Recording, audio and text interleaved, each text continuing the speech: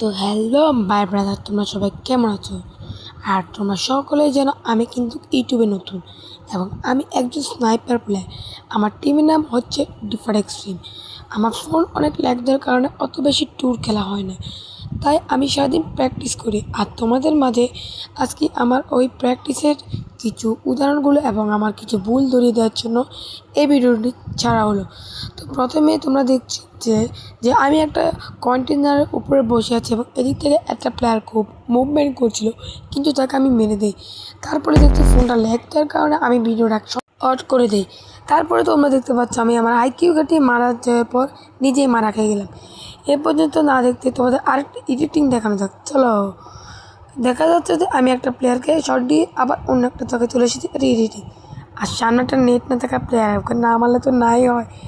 ওকে একটা হেডশট মারে একটা লাল গেঞ্জি পরা বাইকে এক শট দু শট লাগিয়ে তার লবিতে পাঠিয়ে দেয়।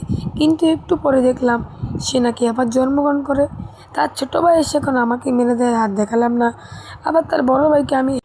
ভিডিওটি এ পর্যন্ত ছিল, সবাই সাবস্ক্রাইব করে দাও।